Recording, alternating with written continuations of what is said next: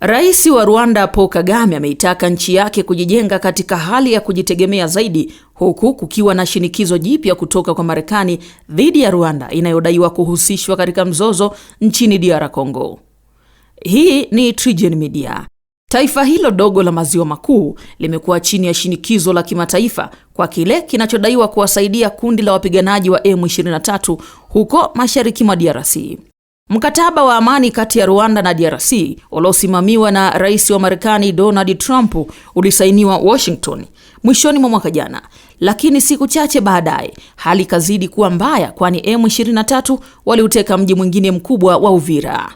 Kulikuwa na uungwaji mkono wa pande mbili katika kamati ndogo ya Baraza la Mambo ya Nje la Marekani mnamo Januari mwaka huu kuhusiana na vikwazo zaidi dhidi ya Rwanda. Akizungumza katika hafla maalumu katika mji mkuu wa Rwanda, Kigali, siku ya Alhamisi, Kagame alionekana kujibu kwa msisitizo mkali juu ya uhuru wa nchi hiyo. Tumejitolea kujitegemea ili uhai wetu usitegemee bahati au nia njema ya wengine ambao wanaweza kuchagua kutusaidia leo na kujiondoa kesho, alisema Kagame, ambaye mara nyingi huzungumza kwa njia ya mafumbo sana.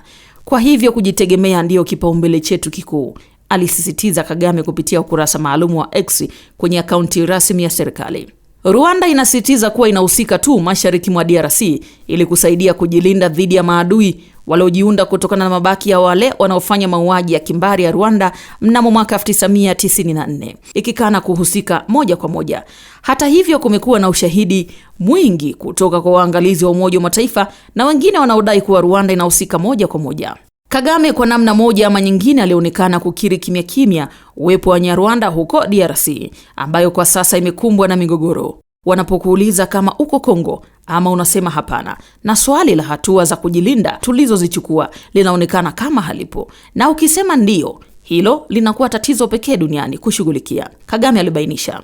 Balozi wa Rwanda nchini Marekani kwa mara ya kwanza alikiri uratibu wa usalama wa moja kwa moja na M23 na chama chake cha kisiasa cha AFC katika kikao cha kamati ndogo ya mambo ya nje ya Baraza la Wawakilishi cha Januari 22. Mzozo wa mashariki mwa Jamhuri ya Kidemokrasia ya Kongo DRC una sababu nyingi zinazotajwa kwa pamoja, ikiwa ni pamoja na migogoro ya kikabila yenye mizizi nyuma ya historia ya ukoloni, mapigano ya kisiasa juu ya udhibiti wa ardhi na rasilimali kubwa kama madini ya coltan, cobalt, dhahabu na kadhalika.